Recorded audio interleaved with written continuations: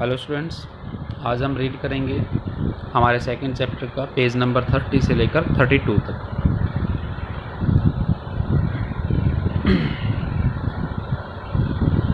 इसमें आप रीड करेंगे रशियन रेवोल्यूशन के बारे में। तो आपने पढ़ा कि किस तरह से सोशलिज्म जो है वो यूरोप में सभी कंट्रीज़ में हो जाता है।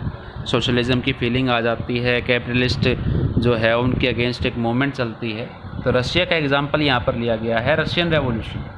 तो फ्रेंच रेवोल्यूशन जो आपने पढ़ी थी, ये उसके बिल्कुल कुछ ऐसी बातें हुई जो फ्रेंच सोसाइटी के बिल्कुल अपोजिट थी रशियन सोसाइटी में, वो हम पढ़ेंगे।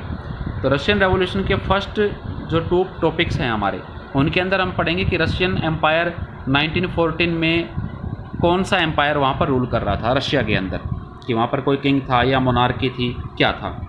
उसके बाद हम पढ़ेंगे कि वहाँ की इकोनॉमी और सोसाइटी कैसी थी, यानी कि इकोनॉमिकली वो लोग क्या काम करते थे, क्या वहाँ पर इंडस्ट्री ज़्यादा थी या मेनली एग्रीकल्चर पर डिपेंड करते थे, और उनकी सोसाइटी कैसी थी। जैसा आपने पढ़ा था कि फ्रेंच सोसाइटी में वहाँ पर 3 एस्टेट्स बनाए गए थे। अब यहाँ पर हम पढ़ेंगे किस तरह की सोसाइटीज़ वहाँ पर थी, क्या जो रिसोर्सेज हैं वो मोनार्की के अंडर थे या चर्च को पावर्स दी गई थी या एक ही रिलीजन को ज़्यादा इंपॉर्टेंस दी गई थी। उन चीज़ों के बारे में हम यहाँ पर फोकस करेंगे। द रशियन रेवोल्यूशन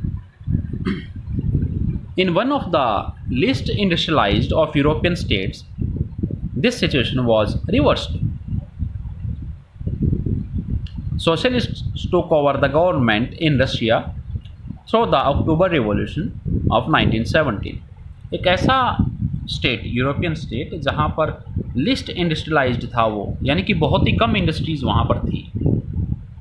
अब ये सिचुएशन वहाँ पर दोबारा से आती है, यानी कि रेवोल्यूशन होती है, वहाँ पर रेवोल्यूशन हुई। जो सोशलिस्ट थे उन्होंने गवर्नमेंट को वहाँ से हटा दिया रशिया के अंदर, अक्टूबर रेवोल्यूशन जो 1917 में हुई थी उसके ज़रिए। अब एक चीज़ तो आपको ये कन्फर्म हो गई है कि अक्टूबर रेवोल्यूशन हुई थी 1917 में रशिया में, जिसमें गवर्नमेंट को वहाँ से हटा दिया गया था। The fall of monarchy in February 1917 and the events of October are normally called the Russian revolution.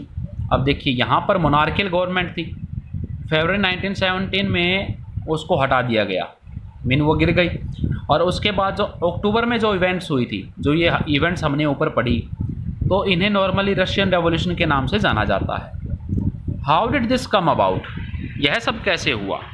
What were the social and political conditions in Russia when the revolution occurred? यह सब कैसे हुआ और कौन कौन सी सोशल एंड पॉलिटिकल कंडीशंस थी Russia के अंदर जब ये रेवोल्यूशन हुई? To answer these questions, let us look at Russia a few years before the revolution. आइए अब हम देखते हैं कि रशिया में रेवोल्यूशन से पहले क्या कंडीशन थी। इन सभी क्वेश्चंस के आंसर देखने के लिए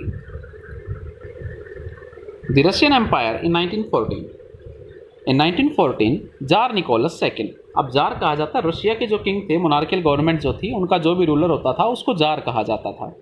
jar Nicholas second ruled Russia and its empire. Besides the territory around Moscow, the Russian Empire included current-day Finland, Latvia, Lithuania, Estonia, parts of Poland, Ukraine and Belarus. अब यहाँ पर देखिए कि मॉस्को के अराउंड का एरिया तो था ही Russia के अंदर, जार निकोलस के अंदर। अब रशियन एम्पायर में जो आज की डेट में जो फिनलैंड है, लाटविया, लिथुआनिया, एस्टोनिया, पोलैंड के कुछ पार्ट्स, यूक्रेन और बेलारूस जो है वो भी रशिया के अंडर ही आते थे। It stretched to the Pacific and comprised today Central Asian states as well as Georgia, Armenia and Azerbaijan. The majority religion was Russian Orthodox Christianity. Russian Orthodox Christianity means जो पुराने time से जो उनकी Christianity जो religion चला रहा है वो था वहाँ पर मेन जो रिलीजन था मेजोरिटी में, which had grown out of the Greek Orthodox church, जो किससे निकल कर आया था? ग्रीक ऑर्थोडॉक्स चर्च से निकल कर आया था। But the empire also included Catholics, Protestants, Muslims and Buddhist. लेकिन वहाँ पर कैथोलिक क्रिश्चियन भी थे, प्रोटेस्टेंट क्रिश्चियन भी थे, मुस्लिम्स भी थे और बुद्धिस्ट भी थे। Economy and society at the beginning of the 20th century, the vast majority of Russia's people were agriculturist, कि वहाँ पर मोस्टली लोग जो है वो एग्रीकल्चर से जुड़े हुए थे। About 85% of the Russian Empire's population earned their living from agriculture. कि जो 85% जो रशियन पॉपुलेशन है वो एग्रीकल्चर से अपनी लिविंग जो है वो अर्न करती थी। This proportion was higher than in most European countries. For instance in France and Germany the proportion was between 40% and 50%। In the empire cultivators produced for the market as well as for their own needs and Russia was a major exporter of grain। तो अब इस तरह से Germany और France का example दिया गया है कि वहाँ पर भी लोग 40% और 50% तक एग्रीकल्चर पर डिपेंड करते थे, और जो रशिया है वो ग्रेन एक्सपोर्टर था main. Industries was found in pockets. Industry बहुत कम थी। पॉकेट्स मीन्स मतलब एक छोटी जगह, थोड़ी थोड़ी जगहों पर कुछ देखी जाती थी, बहुत दूर तक। Prominent industrial areas were sent Petersburg and Moscow. ये मेन जो इंडस्ट्रियल एरिया है उनके नेम दिए गए हैं, दो सिटी जो सेंट पीटर्सबर्ग एंड मॉस्को जो आज भी फेमस हैं। Craftsman undertook much of the production but large factories existed alongside craft workshops. Many factories were set up in the 1890s when Russia's railways network was extended। अब जो craft person है ना वो mostly production जो है वो अपने under करते थे, बट जो लार्ज फैक्ट्रीज थी उनके वहाँ पर क्राफ्ट वर्कशॉप्स भी होती थी, और काफ़ी सारी फैक्ट्रीज 1890s में बनाई गई जब रशिया में रेलवे नेटवर्क एक्सटेंड हुआ। And foreign investment in industry increase, और जब वहाँ पर फॉरेन कंट्रीज़ ने इन्वेस्ट किया। Coal production doubled, coal production double हो गया। Iron and steel output quadrupled, और जो आयरन और स्टील जो है वो 4 टाइम्स हो गया, यानी कि 4 गुना बढ़ गया, quadrupled 4 Guna.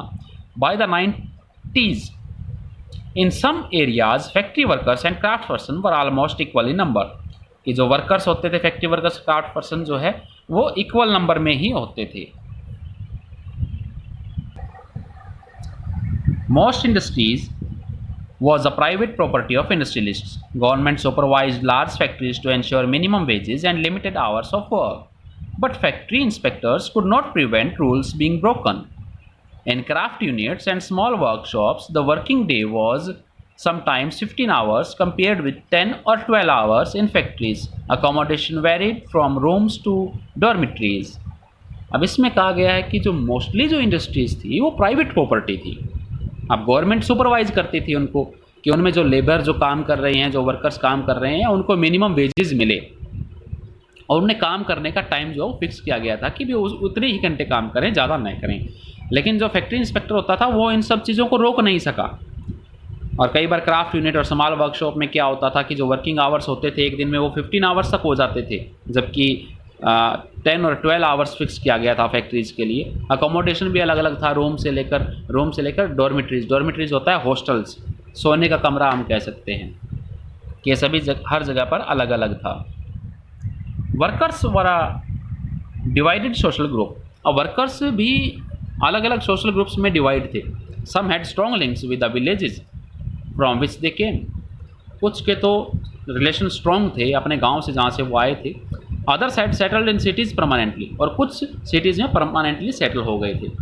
Workers were divided by skill. Workers जो हैं वो स्किल के अकॉर्डिंग उन्होंने अपने आप को डिवाइड किया हुआ था। A metal worker of St. Petersburg recalled metal workers considered themselves aristocrats among other workers। G metal workers हैं वो और वर्कर्स के बीच में अपने आप को अरिस्टोक्रेट्स कहते थे, यानी कि वो अमीर अपने आप को मानते थे।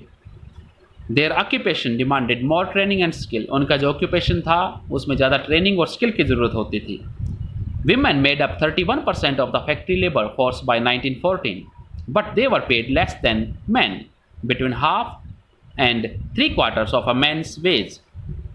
और इस तरह से 31% जो है वर्कर्स की टोटल फोर्स की वो विमेन थी 1914 में, लेकिन उन्हें बहुत कम पैसा दिया जाता था एक मैन के मुकाबले।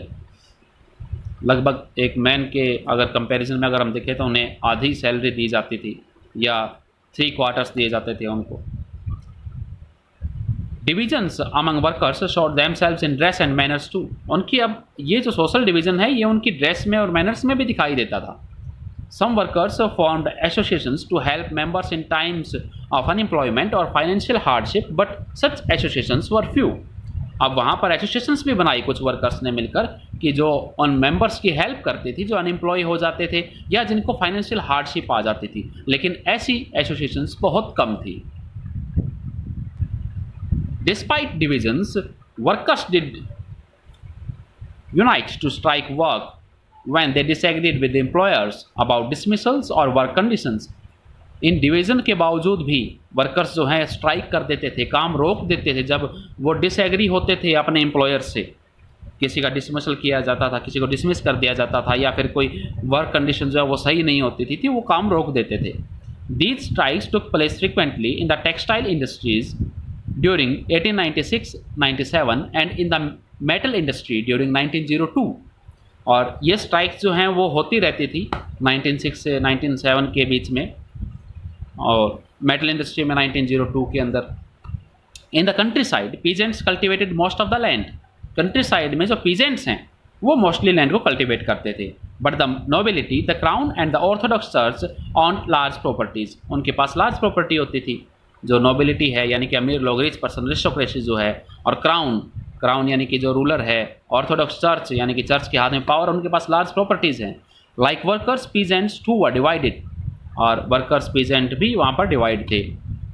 दे वर ऑल्सो रिलीजियस, वो रिलीजियस भी थे, deeply religious, but except in a few cases they had no respect for the nobility. लेकिन कुछ एक केसेस को छोड़कर नोबिलिटी के लिए कोई रिस्पेक्ट नहीं थी, यानी कि किंग के लिए कोई रिस्पेक्ट वो नहीं रखते थे। Nobles got their power and position through their services to the tsar, कि जो नोबल्स हैं, जो अमीर लोग हैं, उन्होंने अपनी पावर और पोजीशन वो किससे ली है? जार यानी कि वहाँ का जो किंग है उसकी सर्विसेज से ली है। Not through local popularity, local popularity के जरिए उन्हें कुछ भी नहीं मिला है, यानी कि लोग उनको पसंद नहीं करते हैं, सिर्फ जो वहाँ का किंग है उसने उसको पावर और पोजीशन दे दी है, वो भी सिर्फ इसलिए कि वो उनको पैसा देते हैं, टैक्स इकट्ठा करके देते हैं। दिस वॉज अनलाइक फ्रांस, यहाँ पर फ्रांस के बिल्कुल अपोजिट था। Where during the French revolution in Brittany peasants respected nobles and fought for them, कि जब फ्रेंच रेवोल्यूशन हुई थी ब्रिटेनी के अंदर तो पीजेंट्स ने नोबल्स की रिस्पेक्ट की थी और उनके लिए वो लड़े थे। In Russia peasants wanted the land of the nobles to be given to them, लेकिन रशिया में क्या था, पीजेंट्स आते थे कि जो लैंड है नोबल्स की वो उनको दे दी जाए। फ्रीक्वेंटली दे रिफ्यूज टू पे रेंट, और इसलिए उन्होंने रेंट को पे करने से रिफ्यूज कर दिया, मना कर दिया। एंड इवन मर्डर्ड लैंडलॉर्ड्स, और उन्होंने लैंडलॉर्ड्स को भी मार दिया। इन 1902 this occurred on large scale in south Russia, और 1902 में यह बहुत बड़े स्केल पर हुआ साउथ रशिया में। And in 1905 such incidents took place all over Russia, और 1905 में ऐसी इंसिडेंट्स, ऐसे इवेंट्स बहुत जगह पर हुई पूरी रशिया के अंदर। Russian peasants were different from other European peasants in another way. They pooled their land together periodically and their commune divided it according to the needs of individual families। कि Russian के जो peasants हैं वो other European peasants से कुछ अलग हैं। उन्होंने पोल्ड होता है जमा कर लेना, मतलब इकट्ठा कर लेना, अपनी जो लैंड है उन्होंने जमा की है पीरियोडिकली, टाइम के हिसाब से। एंड देयर कम्यून होता है कम्युनिटी, और MIR मेयर ये लिखा गया है, जो इसका अर्थ होता है जो रशिया के अंदर जो रूरल पीपल हैं उनको MIR मेयर कहा जाता है, कि वो उन्होंने अपने आप को डिवाइड किया हुआ था अपनी फैमिली की नीड्स के अकॉर्डिंग। कि वहाँ पर ये नहीं था कि अगर जैसे आप नोबिलिटी की अगर हम बात करें तो जो रिच पर्सन हैं उनकी एक अलग क्वालिटी थी, जो पुअर पीपल हैं उनकी अलग क्वालिटी थी, जो बिलो पुअर हैं उनकी अलग क्वालिटी, उनकी अलग कम्युनिटी थी। इस तरह से कम्युनिटी उनकी अलग अलग कम्युनिटी में वो डिवाइड थे।